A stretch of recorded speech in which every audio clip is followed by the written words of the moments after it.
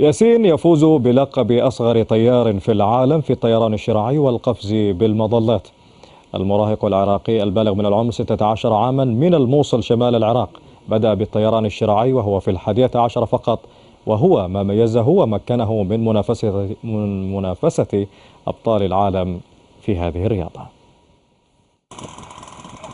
على خطى عباس بن فرناس الأندلسي الذي حاول أن يطير في سماء قرطبة بأجنحة من ريش، يحاول فتى من الموصل التحليق فوق سماء مدينته. ياسين صبا ياسين بدأ ولعه بالطيران قبل أكثر من 4 سنوات، متعلما من والده الطيران الشراعي. حب المغامرة لدى ياسين زاده تشبثا في هوايته هذه، الهواية التي قادته إلى أن يرى مدينته من ارتفاعات لم يتسن للكثير من أبناء جيله القيام أو التفكير في القيام بمغامرة ممارستها.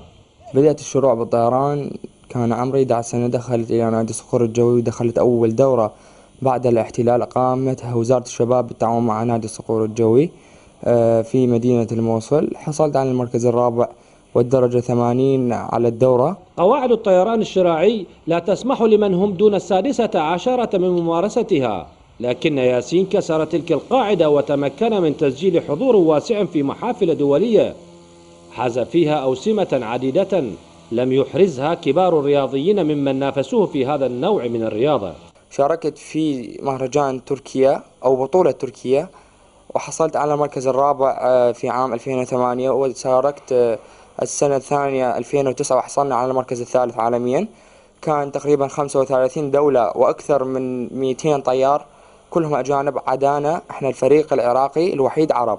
المساندة تلقاه من والده وباقي الطيارين الشراعيين، إضافة لإعجاب الجمهور به وبشجاعته. كل ذلك جعل منه نجما موصليا لامعا في السماء ولو كان شراعيا. من الموصل، أحمد الحمداني، العربية.